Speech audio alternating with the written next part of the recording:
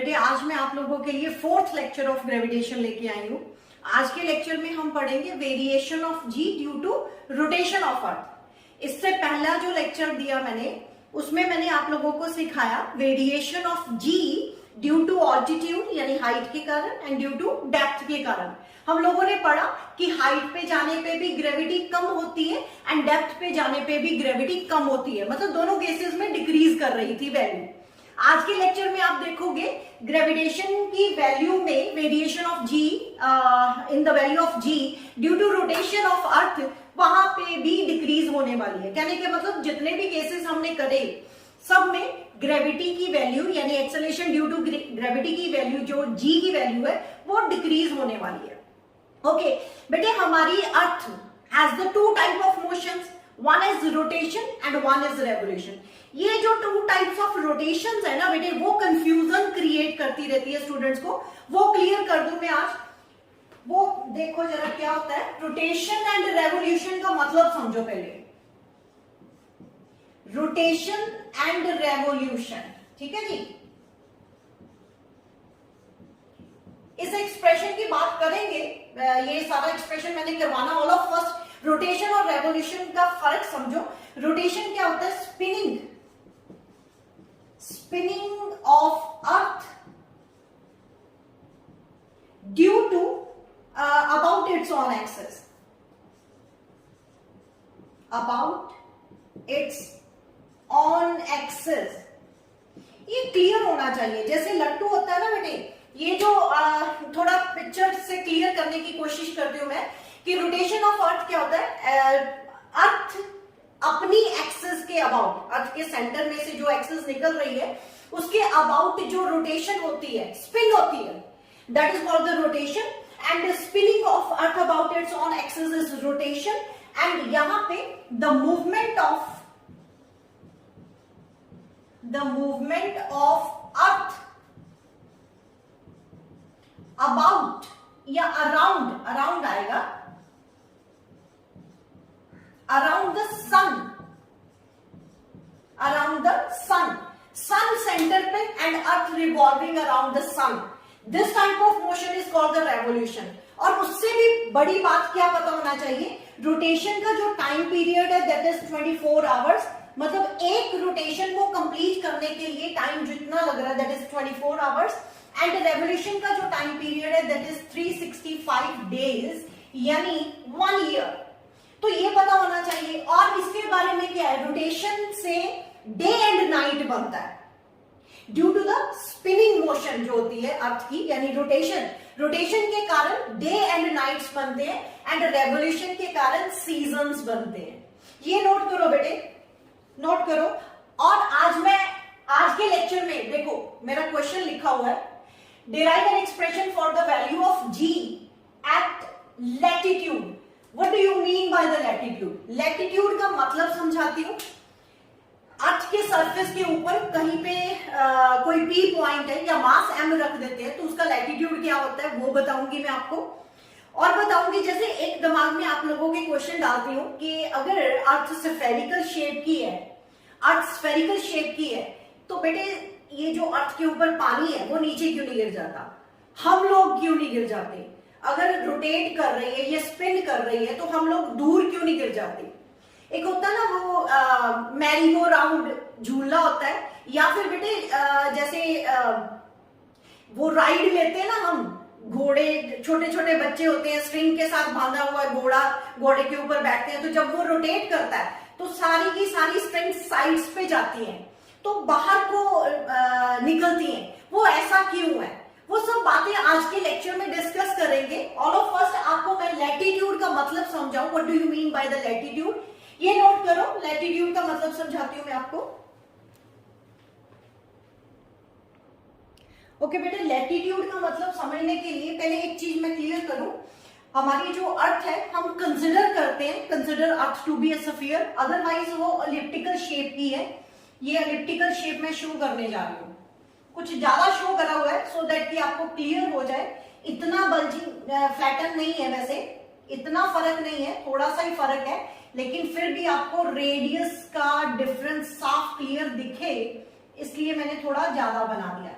Okay, ये इधर और इधर, ये हमारा इक्वेटर लाइन है, यहां पे ईस्ट वेस्ट रख देते हैं, यहां पे हुआ west east, these are the equator axis and this is the pole axis, यहां पे नॉर्थ एंड साउथ पोल। ठीक है, अर्थ फ्लैटन है, थोड़ी सी दबी हुई है, गोल नहीं है, तो इस चक्कर में शेप बिगड़ गई अर्थ की। तो equator axis and pole axis, equator मतलब ईस्ट वेस्ट एंड पोल्स मतलब नॉर्थ साउथ। तो बेटे चेक करो, यहां पे इक्वेटर का जो रेडियस है वो पोल के रेडियस से कम है, तो ये शेप के कारण भी तो चेंज आएगी ग्रेविटी में। कैसे? हम लोगों ने पढ़ा हुआ है G is equals to GM upon r square. अगर बेटे ये पोल की मैं बात कर रही हूं तो रेडियस ऑफ पोल का स्क्वायर होगा, अगर मैं इक्वेटर की बात कर रही हूं तो रेडियस ऑफ इक्वेटर होगा, यानी यहां पे आर इक्वेटर का स्क्वायर होगा।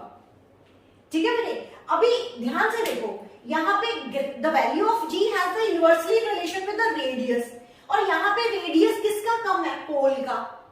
पोल का रेडियस इक्वेटर से कम दिखाई दे रहा है ना, तो है तो बहुत कम वैल्यू का फर्क होता है, लेकिन फिर भी मैंने थोड़ा सा ज्यादा शो करा कि सो दैट कि आप लोगों को क्लियर हो जाए। कहने का मतलब यहाँ पे radius of pole is less than radius of equator है, उस चक्कर में ग्रेविटी ऑफ पोल जो है वो greater than the gravity of equator हो जाएगा। अब मेरी बात समझना, मैं कहना क्या चाहती हूं, शेप के कारण इतना क्लियर हो गया कि पोल्स पे ग्रेविटी ज्यादा है एंड इक्वेटर्स पे ग्रेविटी कम है। कहने का मतलब फर्क आएगा, थोड़ा सा फर्क आएगा। अगर मान लो कि हम वेइंग मशीन इक्वेटर पे रहते हैं, इक्वेटर्स पे है, तो वहां पे वेइंग मशीन हमारा वेट लेस मेजर करेगी, लेकिन पोल पे वेट हमारा ज्यादा होगा। तो यहां से क्लियर हो रहा है ना, gravity at the pole greater than the gravity at the equator.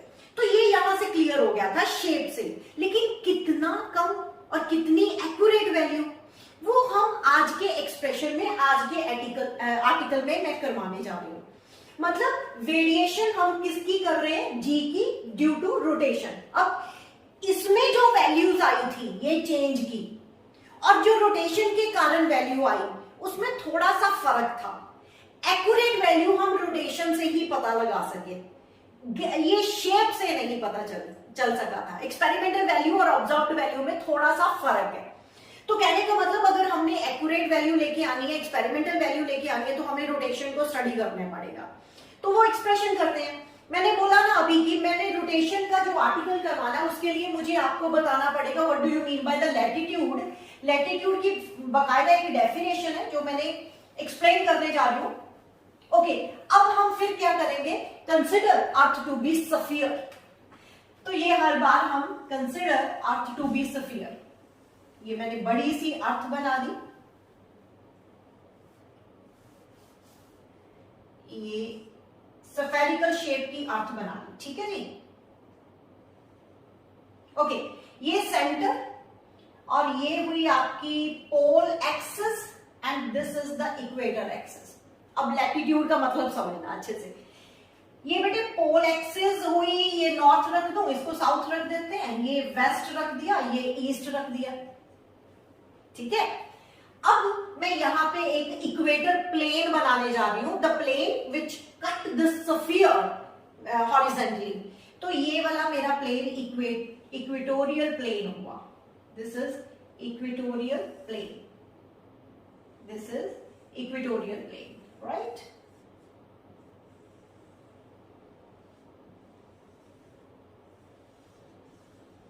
और सरफेस पे कहीं पे कोई पी पॉइंट है जहां पे हम खड़े, मान लो we are standing at this point, यहां पे हम खड़े हैं और हमारा मास जो है that is m।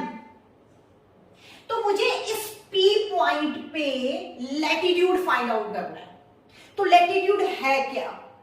Latitude angle है, किसमें? The line joining the point on the surface of अर्थ, ये अर्थ है, उसके सरफेस पे ऊपर कोई पॉइंट पी है, उसकी line joining on the surface of earth with the centre of the अर्थ। इसके साथ ये जो लाइन ज्वाइन कर रही है उसका एंगल किसके साथ, इक्वेटोरियल प्लेन के साथ, this is equatorial plane, equatorial plane के साथ जो एंगल है that is theta, that is called latitude. अब ध्यान से देखो बेटे, अगर ये मेरा पी पॉइंट यहाँ पे हम खड़े हैं तो थीटा एंगल है, अगर मैं यहाँ पे इधर आ रही हूं तो थीटा यानी लैटिट्यूड की वैल्यू कम हो रही है, यहाँ पे इक्वेटर्स पे आ जाऊंगी तो लैटिट्यूड की वैल्यू 0 हो जाएगी, यानी थीटा 0 हो जाएगा। एंड अगर ऊपर चले जाए पोल एक्सिस की तरफ चले जाए तो ये थीटा की वैल्यू 90 डिग्री होगी। तो मतलब चेंज क्या हो रहा है, थीटा, किसके कारण, रोटेशन के कारण। क्यों, क्योंकि आप यहाँ पे खड़े हो तो अर्थ तो रोटेट कर रही है ना, earth is rotating about its own axis, तो आप भी तो उसके साथ साथ रोटेट कर रहे हो, है ना। तो आपके रोटेशन के कारण, अर्थ की रोटेशन के कारण आपका लैटिट्यूड चेंज हो रहा है, और लैटिट्यूड चेंज होने के कारण आपकी जी की वैल्यू जो है वो चेंज होगी। थीटा, थीटा अब समझ आया। लुक एट दिस, लैटिट्यूड क्या है, the angle made by the line joining a point on the surface of अर्थ। ये पॉइंट की बात कर रही हूं, किसके साथ लाइन ज्वाइनिंग है, at the centre of the अर्थ। ये लाइन ज्वाइनिंग दिस पॉइंट की सेंटर ऑफ अर्थ के साथ किसके साथ एंगल बना रही है, विद द इक्वेटोरियल प्लेन। ये इक्वेटोरियल प्लेन है, उसके साथ जो एंगल बन रहा है that is called the latitude. All of first आपको लैटिट्यूड का मतलब समझ आना चाहिए, उसके बाद सब बातें कर लेंगे, उसके बाद सब बातें हो जाएंगी। तो ये बेटे अर्थ हमारी स्फीयर है, स्फेरिकल शेप की है, तो यहाँ पे अगर आप खड़े हो तो आप ऐसे ऐसे घूमोगे। मतलब कैसे घूमोगे, अगर मैं यहाँ पे इसका आप रेडियस आर मान लो तो आप इस सर्कल में घूम रहे हो, सॉरी मुझे थोड़ा सा चेंज करना पड़ेगा, ये अर्थ है और यू आर ऐसे, ये गोल चक्कर, मतलब आप बॉल है, बॉल की यहाँ पे खड़े हो आप और बॉल घूम रहा है तो आप ऐसे घूम रहे हो, है ना, ऐसे घूम रहे हो। तो अगर यही पॉइंट यहाँ पे होता तो यहाँ पे एक सर्कल बनता, अगर यही पॉइंट यहाँ पे होता तो ये इक्वेटोरियल प्लेन बनता। तो आप हर पॉइंट का अपना अपना एक सर्कल होगा, अपना एक सर्कल होगा। पहले ये लैटिट्यूड की डेफिनेशन नोट करो, उसके बाद मैं एक्सप्रेशन करती हूं और ये डायग्राम ड्रॉ करते जाना साथ साथ में। नोट करो बेटे, look at the diagram now. ये मैंने अर्थ बनाया हुआ है, इक्वेटर्स है, पोल्स हैं, और पोल एक्सिस के अबाउट जो अर्थ है स्पिन कर रही है विद एंगुलर वेलोसिटी ओमेगा के साथ। तो we have the angular velocity of earth omega. अब ये पी पॉइंट है on the surface of earth, अगर वो स्फीयर गोल घूम रहा है तो इसका मतलब it will make a circle, it's on circle. यहाँ पे होता तो यहाँ पे सर्कल होता, यहाँ पे होता तो उसका अपना सर्कल होता है। सबसे बड़ा सर्कल कौन सा, इक्वेटर वाला। तो लैटिट्यूड का मतलब आप लोगों को समझ गए, ये लाइन इक्वेटोरियल प्लेन के साथ, this is equatorial plane, equatorial plane के साथ जो एंगल बना रही है दैट इज लैटिट्यूड। और अब हम variation of g with respect to latitude करने जा रहे हैं, उसका एक्सप्रेशन करने जा रहे हैं। ओके, तो ये तो बेटे आपका रेडियस ऑफ अर्थ हुआ ना, आर, और ये हम आर मान लेते हैं, इस छोटे सर्कल का जो रेडियस है आर है। तो हम लोगों ने पढ़ा हुआ है सेंट्रीफ्यूगल, कोई भी चीज रोटेट करती बेटे, एक झूला होता है जो स्ट्रिंग के साथ टॉय हॉर्स पे जो बच्चे बैठते हैं, तो जब वो रोटेट करता है तो वो स्ट्रिंग बाहर को निकलती है due to the centrifugal force away from the centre. तो ये सेंट्रीफ्यूगल फोर्स के कारण एक इधर फोर्स लगेगी Fc away from the centre, और एक हम लोग हमेशा पढ़ते हैं कि the weight of the body is act vertically downward. तो ये गलती मत करना, यहाँ पे वेट वर्टिकली डाउनवर्ड यहाँ पे मत लगा देना। एक्चुअल में the weight is always act toward the centre of the earth, toward the centre of earth. बेटे आप कहीं पे भी खड़े हो जाओ, ये अर्थ है, अर्थ के ऊपर आप यहाँ पे खड़े हो तो आपका वेट टूवर्ड द सेंटर, आप यहाँ पे खड़े हो तो एक्ट टूवर्ड द सेंटर, अगर आप यहाँ पे खड़े हो तो टूवर्ड द सेंटर। आप यहाँ पे गिर क्यों नहीं रहे हो, तो मैंने बताया कि हमारे अर्थ की ग्रेविटी जो है, ग्रेविटेशनल फील्ड जो है हमें पकड़ के रखती है। तो यही क्वेश्चन दिमाग में आता है कि ये जो पानी है अर्थ के ऊपर, या हम सब जाने क्यों नहीं गिर जाते, ह्यूमन बीइंग क्यों नहीं गिर जाते नीचे, तो ये ग्रेविटी की बदौलत हम इस सरफेस ऑफ अर्थ के ऊपर चिपके हुए हैं। तो चाहे आप यहाँ पे हो, यहाँ पे हो या यहाँ पे हो, तो आप उसके सरफेस के ऊपर रहोगे और आपका weight always act toward the centre of earth, toward the centre of earth. तो बात तो वो भी गलत नहीं हो रही कि वर्टिकली डाउनवर्ड, वर्टिकली डाउनवर्ड का मतलब क्या हुआ, अगर आप यहाँ पे हो तो vertically downward toward the centre ये हुआ, अगर यहाँ पे हो तो आपका डाउनवर्ड इधर हुआ, तो भी ये भी वर्टिकली, ये भी वर्टिकली। तो बेटे आपका हमेशा वेट जो है act toward the centre of earth. तो कहने का मतलब यहाँ पे कोई भी मास m अगर हमने रखा हुआ है तो उसका जो वेट होगा वो इस तरफ होगा, टुवर्ड द सेंटर। ये पॉइंट नोट कर लो, क्योंकि बाकी डायग्राम्स में, कहीं और आर्टिकल्स में हमेशा वर्टिकली डाउनवर्ड लगा रहे हैं। तो यहाँ पे तो अर्थ की बात हो रही है ना, तो अर्थ के सरफेस के ऊपर कहीं पे भी हम खड़े हैं तो हमारा वेट टुवर्ड द सेंटर होगा। आप यहाँ पे हो तो यहाँ पे टुवर्ड द सेंटर, यहाँ पे हो तो यहाँ पर टुवर्ड द सेंटर होगा।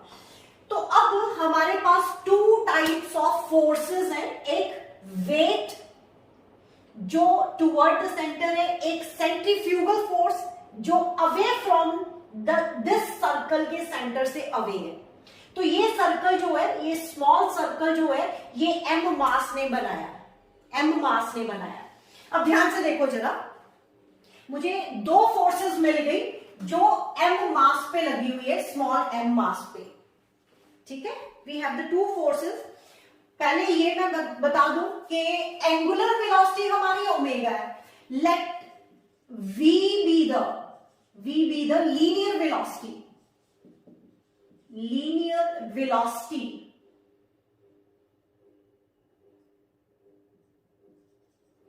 Velocity of mass m, of mass m। अभी ना एक चीज और सुनना मेरी, जैसे मान लो हम ट्रेन के ऊपर बैठे हुए हैं, तो ट्रेन 80 किलोमीटर पर आवर की स्पीड से चल रही है, तो हम भी तो साथ साथ में 80 किलोमीटर पर आवर की स्पीड से चल रहे हैं। या फिर अगर गोल गोल घूम रहे हैं हम, तो किसी झूले पे बैठे हुए हैं तो गोल गोल घूम रहे हैं, तो अगर झूला घूम रहा है तो हम भी उसके साथ साथ घूम रहे हैं। तो हमारी अर्थ अगर घूम रही है तो हम भी उसके साथ घूम रहे हैं। कहने का मतलब अगर अर्थ की एंगुलर वेलोसिटी ओमेगा तो हमारी एंगुलर वेलोसिटी भी ओमेगा होगी। लेकिन ये इसके कारण है, और ये इस सर्कल में अगर वो लीनियर वेलोसिटी के साथ चल रहा है तो we have the relation between linear velocity and angular velocity. अगर नहीं पता तो वो आपको पता होना चाहिए, v is equals to r omega होगा। ये आपको अभी के लिए लर्न करना है। आर क्या है? पीसी, यानी radius of this circle, radius of this circle. अब दो फोर्सेस लग रही हैं, तो उससे पहले बेटे एक और चीज मैं बताऊं, अगर ये एंगल थीटा है तो ये भी एंगल थीटा होगा। Alternate angles, alternate angle. तो मुझे फ्रॉम ट्राइंगल पीओसी से कॉस थीटा निकालना है। Cos theta is equals to क्या होगा, यहां से cos theta is equals to कितना होगा, PC upon base upon hypotenuse, यानी ओपी। पीसी किसके इक्वल है, स्मॉल आर। ओपी किसके इक्वल है, कैपिटल आर। तो यहां से अगर स्मॉल आर चाहिए मुझे, small r is equals to are cos theta. तो इसकी वैल्यू यहां पे मैं पुट कर रही हूं, therefore v is equals to capital R cos theta into omega, यानी ओमेगा मैं यहां पे आगे लिख लूं, आर ओमेगा कॉस थीटा। ये मेरे पास लीनियर वेलोसिटी का एंगुलर वेलोसिटी के साथ रिलेशन यहां पे आ रहा है। अब एक फोर्स हमारी mg और एक फोर्स हमारी सेंट्रीफ्यूगल फोर्स। ये जो सेंट्रीफ्यूगल फोर्स है,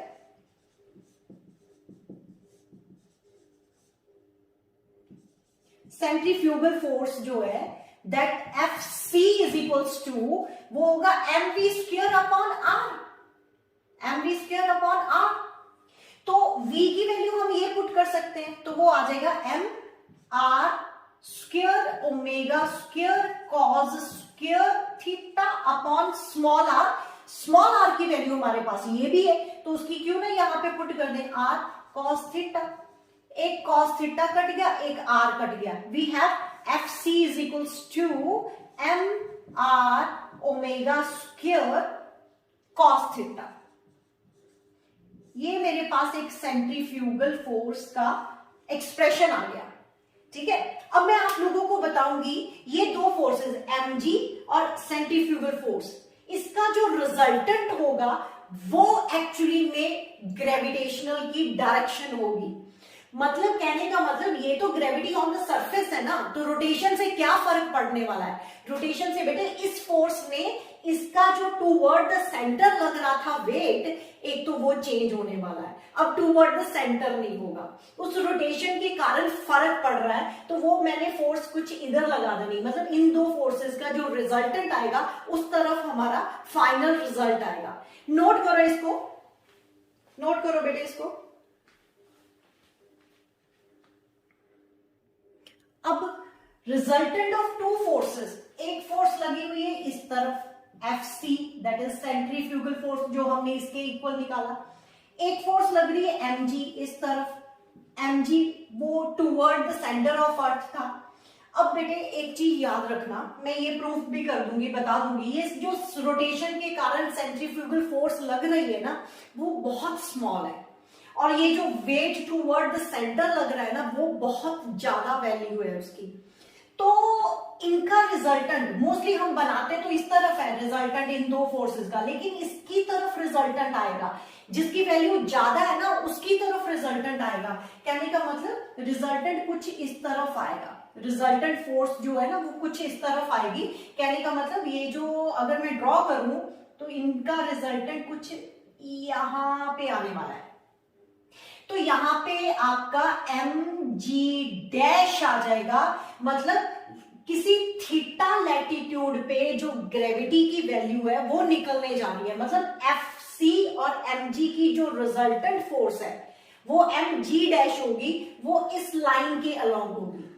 तो मैंने बताया ना कि जिस फोर्स की वैल्यू ज्यादा है उसकी तरफ रिजल्टेंट हो रहा है, यानी उसकी तरफ, यहां पे मैंने कुछ ज्यादा ही शो करा हुआ है तो वो वाकई में ही इसकी डायरेक्शन की तरफ होगा, इस तरफ होगा। तो ये थोड़ी सी बात दिमाग में समझ लेना, इन दो फोर्सेस का रिजल्टेंट अब निकालने जा रही हूं mg डैश। तो रिजल्टेंट ऑफ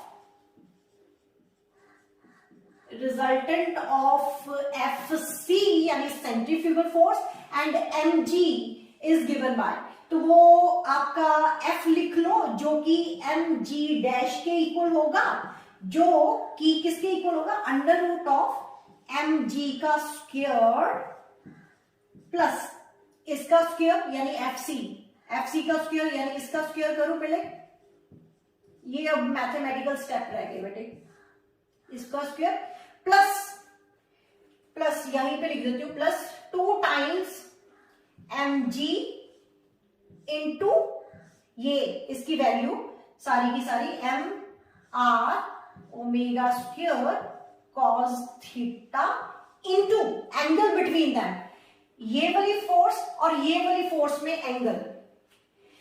बेटे हमारा जो ये अगर एंगल थीटा है तो ये वाला एंगल कितना होगा, ये वाला एंगल कितना होगा, दिस इज 180 माइनस थीटा। तो हम लोगों को पता है ना दो फोर्सेस का रिजल्टेंट निकालना हो तो क्या फॉर्मूला है, P, जैसे P और Q फोर्सेस है तो उसका फॉर्मूला हमने वेक्टर चैप्टर में पढ़ा हुआ है, P square plus Q square, जैसे ये है P वेक्टर इधर है, Q वेक्टर इधर है, तो हम लोगों ने रिजल्टेंट निकालना है R, तो आप क्या निकालते हो, R is equal to under root of P square plus Q square plus 2PQ cos angle between them, इनमें जो एंगल है P और Q में कॉस थीटा ऑफ दैट। अभी मैंने क्या करा, ये P स्क्वायर हो गया, मतलब एक फोर्स का स्क्वायर दूसरी फोर्स का square plus 2PQ into angle between them. अब एंगल बिटवीन देम कितना है, cos 180 minus theta, cos 180 minus theta. इसको नोट करो, ये सारा अंडर रूट में है तो मेरे पास जगह थोड़ी थी, आप देख लो जरा, mg dash is equals to आपके पास आ गया अंडर रूट ऑफ इसका स्क्वायर mg का स्क्वायर प्लस इसका square m r omega square cos square theta, sorry इसका स्क्वायर कर ही दे सारा, चलो एनीवे बाद में करेंगे इसका स्क्वायर। बेटे cos 180 minus theta minus cos theta होता है, cos 180 माइनस थीटा, वो भी नोट करो यहां पे।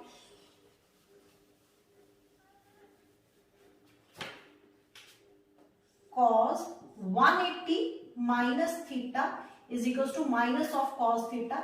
इसके कारण माइनस आएगा और वो माइनस यहां पे आ जाएगा, -2 ये m इंटू एम स्क्वायर बन रहा है, जी आर ओमेगा स्क्वायर, ये cos theta into cos theta बन जाएगा, तो वो आपका cos स्क्वायर थीटा बन जाएगा, ये अंडर रूट में है। ठीक है, ठीक है बेटे, देखो मैथमेटिकल स्टेप ठीक हो रहे हैं। ओके ओके बिल्कुल ठीक है बेटे। अब इसमें से हम क्या करेंगे, mg बाहर निकालेंगे, mg स्क्वायर बाहर निकालने जा रहे हैं। mg dash is equals to क्या आ गया, mg का स्क्वायर बाहर निकालेंगे तो अंडर रूट में बाहर निकलेगा तो mg रह जाएगा। तो यहां पे मैं अंदर लगाने जा रही हूं, यहां पे 1, यहां पे स्क्वायर था plus r square omega raise to power 4 cos square theta upon g का square. Look at this, m square तो है इसमें, वो बाहर निकल जाएगा, लेकिन g नहीं है, g नहीं है तो नीचे रखो, g नहीं है तो नीचे रखो, तो r as it r square कर दिया मैंने यहाँ पे, r square omega raise to power 4 cos square theta आ जाएगा। देखो बेटे नोट करो, ठीक है स्टेप ये वाला, g आना है यहाँ पे, ओके। और इसमें अब इसमें करते हैं, माइनस m स्क्वायर बाहर हो जाएगा और g एक है, तो आपका आया 2 r omega square cos square theta upon g, इसका अंडर रूट यानी 1/2। एक बार चेक कर ले, आपके पास आना चाहिए पहली टर्म 1 और r omega r square omega raise to power 4, नीचे g square cos square theta minus, बिल्कुल ठीक है, 2r omega square cos square theta upon g raise to power 1/2। Note करो बेटे, इसको नोट करो।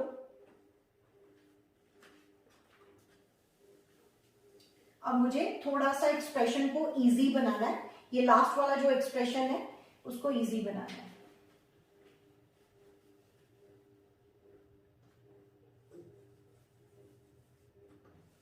ठीक है, ये वाला एक्सप्रेशन चाहिए।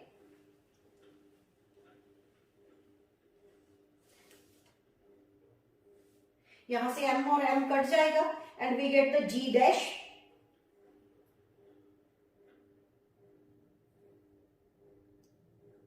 लुक एट दिस, यहां से m और m कट गया तो g dash is equal to आपके पास क्या आ गया, g अंदर क्या आ रहा है 1 plus r square omega raise to power 4 cos square theta upon g square minus 2r omega square cos square theta upon g raise to power 1/2, मतलब ये टर्म आई। ठीक है, अब देखो मैं आप लोगों को फील करवाने जा रही हूं कि एंगुलर वेलोसिटी जो है वो बहुत छोटी वैल्यू है, वो हम निग्लेक्ट करेंगे omega raise to power 4। Angular velocity का फॉर्मूला जिसको नहीं पता वो नोट कर ले, 2 पाई अपॉन टी होता है, T is the time period. तो इसकी वैल्यू अगर मैं पुट करती हूँ, पाई की वैल्यू 3.14 और टी की वैल्यू जो है 24 आवर्स है, rotation the time period of rotation is 24 hours, उसको कन्वर्ट करेंगे सेकेंड्स में, 60 इंटू 60 करेंगे, और बेटे इसकी जो वैल्यू निकल के आ रही है ओमेगा की, that is 7.3 into 10 raise to power -5 radian per second. ये आपकी ओमेगा की वैल्यू है। You can imagine 10 raise to power -5 which is very very small. तो बेटे अगर नेगेटिव पावर हो उसका स्क्वायर करो, उसका 4 करो, तो इसका 4 रेज टू पावर करोगे तो वैल्यू और भी बहुत ज्यादा कम हो जाएगी। तो इस चक्कर में हम ओमेगा रेज टू पावर 4 वाली टर्म को वी कैन निग्लेक्ट, इसको नहीं निग्लेक्ट करेंगे, इसको निग्लेक्ट कर देते हैं। तो ये वाली टर्म लिखने की जरूरत नहीं है, because omega has very small value 10 raise to power -5, उसका फोर्थ पावर, इसकी पावर करो बेटे अगर मैं इसको 4 पावर कर देती हूँ तो 10⁻⁻20 हो जाएगा, which is very very small, we can neglect that term. तो ये वाली टर्म मैं निग्लेक्ट करने जा रही हूँ, ठीक है, नोट करो इसको, ये टर्म मैं निग्लेक्ट करने जा रही हूं। उसके बाद बायनोमियल लगा देंगे, फिर आर्टिकल हमारा कंप्लीट हो जाएगा।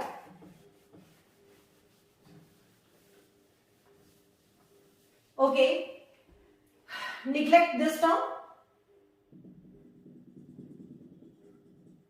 जब निग्लेक्ट करा तो आपके पास g dash is equals to g 1-2r omega square cos square theta upon g आ जाएगा, which has raise to power 1/2। अब इसके बाद बायनोमियल थ्योरम। बायनोमियल थ्योरम आप लोगों को मैं ऑलरेडी बता चुकी हूं लास्ट लेक्चर में, 1 + x raise to power n हो तो आपको सिर्फ क्या करना है, 1 + nx करना है, प्लस हायर टर्म्स होती है लेकिन वो भी हम निग्लेक्ट कर देते हैं, वो रीजन मैंने पिछले लेक्चर में एक्सप्लेन करा हुआ है, तो यहां पे दोबारा से नहीं करूंगी। g dash is equals to g 1 minus यहाँ पे 2 आगे आ जाएगा, तो जब 1/2 आगे आएगा ये इस 2 के साथ कट जाएगा, r omega square cos square theta upon g आ जाएगा। तो we get the final expression ये वाला ड्यू टू लैटिट्यूड। लैटिट्यूड कौन सा था, थीटा, थीटा के साथ वैल्यू चेंज हो रही है। लुक एट दिस, यहाँ पे अगर मैं अंदर मल्टीप्लाई कर दूं g को, यहाँ पे g में से कुछ माइनस हो रहा है, कुछ टर्म माइनस हो रही है, दैट मीन्स लैटिट्यूड के कारण भी ग्रेविटी डिक्रीज ही होने वाली है। यहां तक नोट करो और ये आपको लर्न करना है, कमिट टू मेमोरी। नोट करो बेटे, इसको जल्दी से नोट करो।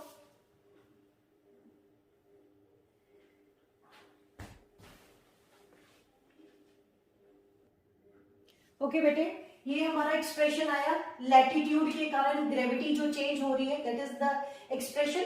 अब एट पोल, पोल्स के ऊपर ये हमारी अर्थ, अर्थ के ये इक्वेटर्स एंड ये पोल है ना, ये नॉर्थ पोल, साउथ पोल, ये वेस्ट, ये ईस्ट, यहाँ पे जी पोल के कारण, यहाँ पे ग्रेविटी इक्वेटर्स के ऊपर है ना। तो ये मैंने बताना है अब। तो पोल्स के ऊपर थीटा की वैल्यू 90 डिग्री, तो यहाँ पे cos 90 कितना होता है, cos 90 0 होता है, तो ये टर्म 0 होने वाली है। कहने का मतलब g dash is equal to g होगा। कहने का मतलब ये हुआ पोल पे 9.8 ही होगा ग्रेविटी की वैल्यू, तो पोल पे फर्क नहीं पड़ा, लैटिट्यूड के कारण वहां पे g की वैल्यू सेम आ रही है। लेकिन at equators, at equator, equator पे थीटा इज इक्वल टू 0 आएगा ना, यहाँ पे अगर इधर ले आए तो थीटा 0, तो थीटा 0 cos 0 होता है 1, तो वहां पे g dash is equal to g 1 minus r omega square upon g होगा। अब मुझे डिफरेंस निकालना है बेटे कि यहां से यहां तक जाते हुए कितना फर्क पड़ रहा है ग्रेविटी में, वो निकालते हैं। तो ठीक है, ये g डैश मेरी पोल के ऊपर थी और ये मेरी इक्वेटर के ऊपर है, तो मुझे डिफरेंस निकालना है। तो ये कम है, ये g में से माइनस हो रहा है, तो आपको डिफरेंस निकालना है। तो g पोल वाली में से डैश हटा देते हैं, इक्वेटर वाली माइनस कर दो, तो g पोल वाली तो g है, माइनस इसका क्या एक्सप्रेशन है, अंदर मल्टीप्लाई करोगे तो g, ये माइनस प्लस हो जाएगा r omega square upon g into G, ये g कट जाएगा है ना, g इंटू जी ये कट जाएगा, तो आपका क्या डिफरेंस आया, ये भी कट गया, तो डिफरेंस कितना आया बेटे, delta G is equals to आ गया आर ओमेगा स्क्वायर। आर क्या है, रेडियस ऑफ अर्थ, जिसकी वैल्यू कितनी होती है 6.4 इंटू 10⁻6 मीटर, और ओमेगा की वैल्यू, अभी मैंने ओमेगा की वैल्यू आपको निकाल के दी थी 7.3 इंटू 10⁻⁻5 रेडियन पर सेकेंड था। तो ये वैल्यू यहां पे पुट करो, 7.3 इंटू 10⁻⁻5 का स्क्वायर, -5 का स्क्वायर, और इसकी कैलकुलेशन का जो आंसर है दैट इज 3.41 इंटू 10⁻⁻2 मीटर पर सेकेंड स्क्वायर आएगा। एक्सेलरेशन का डिफरेंस है। तो लुक एट दिस के चेंज, मतलब यहां से यहां तक जाते हुए कितना ग्रेविटी की वैल्यू में फर्क आता है, दैट इज 3.41 इंटू 10⁻⁻2 मीटर पर सेकेंड स्क्वायर। ठीक है बेटे, नोट करो, इसके साथ रिलेटेड एक न्यूमेरिकल करवाती हूँ, जल्दी से नोट करो इसको। करिए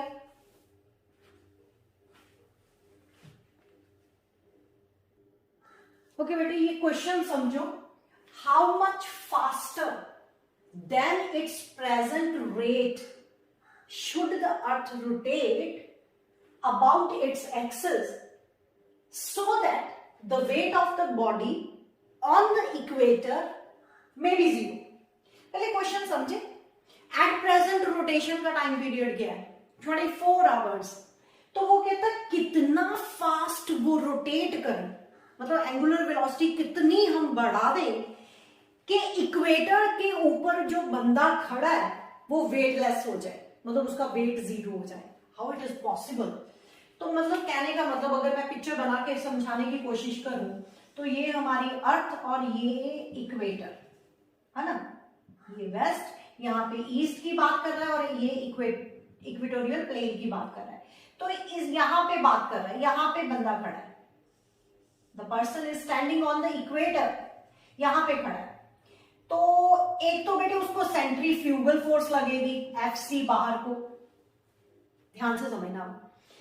मतलब क्वेश्चन कहता है कि अर्थ कितना फास्टर रोटेट करे सो दैट का पर्सन जो who is standing at the equator वो वेटलेस हो जाए। वेटलेस कब हो सकता है बेटे? यहां पे इक्वेटर के ऊपर फोर्स कौन कौन सी? एक तो आउटवर्ड लग रही है सेंट्रीफ्यूगल फोर्स, एक वेट जो वर्टिकल टूवर्ड द सेंटर, यहां पे mg लग रहा था। जब ये दोनों इक्वल हो जाए, जब इक्वल हो जाए और बैलेंस कर दे, तभी वो वेटलेस होगा ना। तो ये सर्टन लैटिट्यूड की बात कर रहा है, जी डैश होगा यहाँ पे। तो अभी के लिए ये क्वेश्चन की स्टेटमेंट समझो बस। स्टेटमेंट में वो बोल रहा है कि ओमेगा की वैल्यू एट प्रेजेंट, जो वैल्यू अर्थ की रोटेशन की, एंगुलर वेलोसिटी की, that is omega.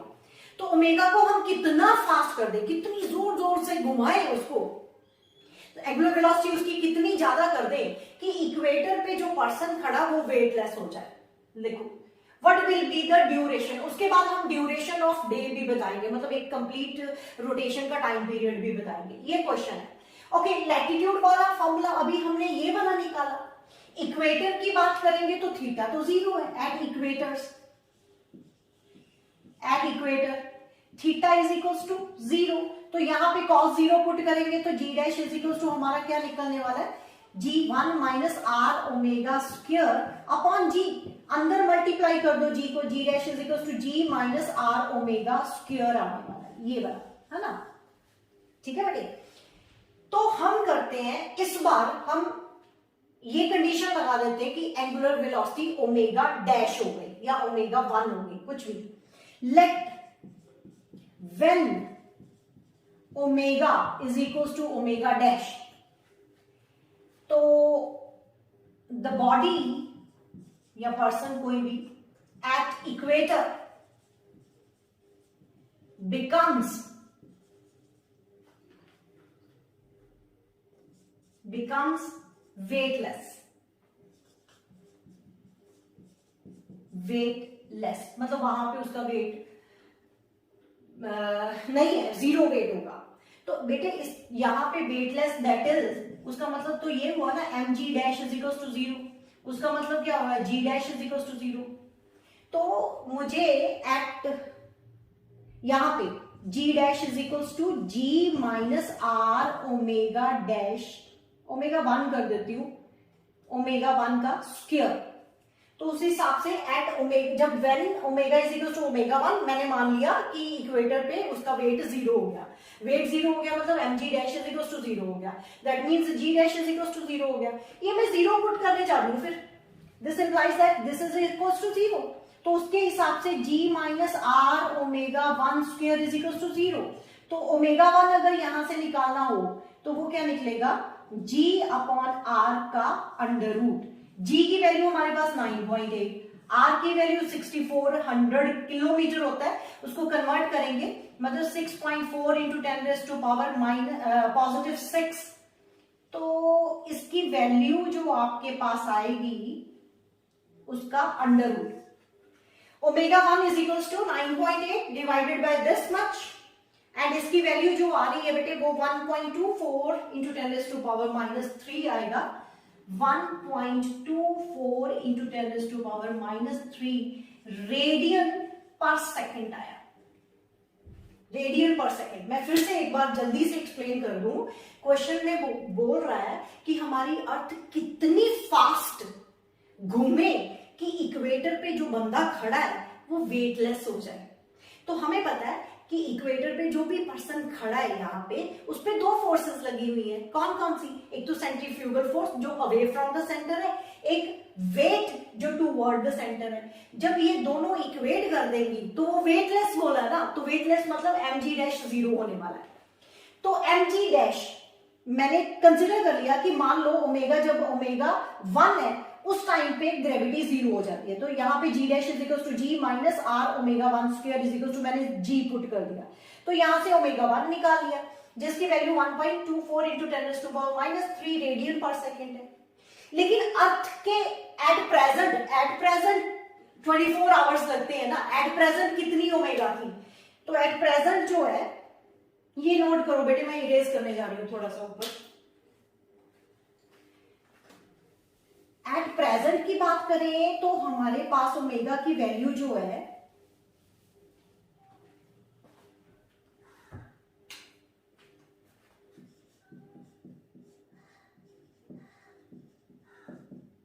At present rate जो है वो कितना? Omega is equal to 2 pi upon T, 2 इंटू 3.14 अपॉन टी की वैल्यू कितनी? 24 आवर्स, जिसको सेकेंड में कन्वर्ट करेंगे एंड वी गेट, ये वैल्यू मैंने आप लोगों को बताई हुई 3.7 into 10⁻⁻5 radian per second, radian per second. तो इसकी जो एग्जैक्ट वैल्यू है दैट इज 3.24 है। अगर मैं उसको 24 कर दूं, 3.24 इंटू 10⁻⁻, इतने रेडियन पर सेकेंड आ गया। ठीक है बेटे, तो मुझे कंपेयर करना है जो एट प्रेजेंट रेट है एंगुलर वेलोसिटी का और जो मैंने निकाला वेटलेस वाला। जब हम इनको कंपेयर करते हैं तो ओमेगा 1 अपॉन ओमेगा करेंगे तो वो आपका this 1.24 into 10⁻³ divided by 7.24 into 10⁻⁻5, इनकी जो वैल्यू निकालते हैं ना तो वो बेटे 17 आती है। कहने का मतलब this implies that omega 1 is equal to 17 times omega. मतलब अगर आप चाहते हो कि इक्वेटर पे कोई भी पर्सन अगर खड़ा है तो वो वेटलेस हो जाए, उड़े, मतलब फ्लाई करे, वेट उसका हो ना, 0 वेट हो जाए, तो वो कब होगा? जब हम अर्थ की रोटेशन जो एंगुलर वेलोसिटी है वो 17 टाइम्स बढ़ा दें। 17 टाइम्स बढ़ाने पे यहाँ पे जो पर्सन खड़ा होगा वो वेटलेस हो जाएगा। Look at this the result, omega 1 is equal to 17 times omega. अब लास्ट में उसने पूछा what will be the duration of earth. पहले तो ड्यूरेशन ऑफ डे, तो पहले कितना था? 24 आवर्स, एक दिन का जो टाइम पीरियड है दैट इज 24 आवर्स। अब का हमने निकालना है, तो अब का निकालें कितना है? ओके, ओमेगा 1 हमारे पास ये आ चुकी हुई है, यहां से टी निकाल लेंगे। नोट करो, मैं इरेज करने जा रही हूं बेटे, नोट करो।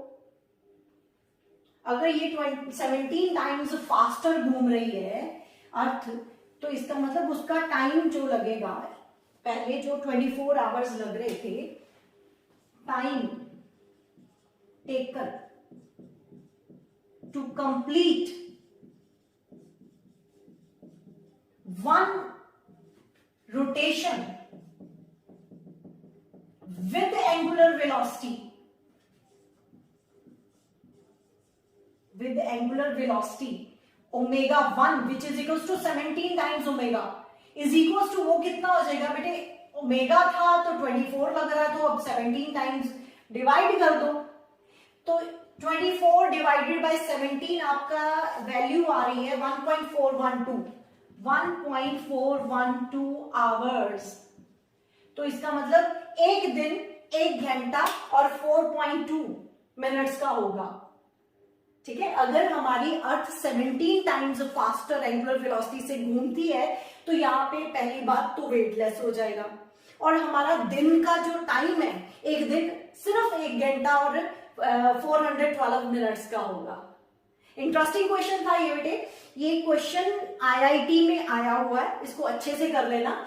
इसके पार्ट्स, 3 पार्ट्स मैंने एक ही क्वेश्चन में करवा दिए। अंडरस्टैंड करो इसको, ये स्टेटमेंट को पहले अंडरस्टैंड करो एंड आफ्टर दैट कैलकुलेशन को अंडरस्टैंड करो कि कैसे है। ओमेगा की वैल्यू जो है वो वेरी स्मॉल है, लेकिन जब हम कंपेयर करते हैं तो वो 17 टाइम्स ओमेगा पे इस पॉइंट पे वेटलेस होगा। कोई भी पर्सन 17 टाइम्स अगर फास्टर हम रोटेट करवा दें अर्थ को तो इस पॉइंट पे यानी इक्वेटर पे वो वेटलेस हो जाएगा। नोट करो बेटे, इसको नोट करो। ओके ओके बेटे, मैं लेक्चर अपना कंप्लीट करने जा रही हूं। इस लेक्चर को अच्छे से पढ़ो, ये आप लोगों के एंट्रेंस एग्जाम में भी काफी बेनिफिशियल रहने वाला है। इसके साथ रिलेटेड न्यूमेरिकल्स जो है, वैसे तो जो मैंने न्यूमेरिकल करवा दिया, एक ही न्यूमेरिकल सब न्यूमेरिकल्स को कवर कर रहा है, और ये न्यूमेरिकल है भी इंपॉर्टेंट है। अच्छे से पढ़ो and all the very best.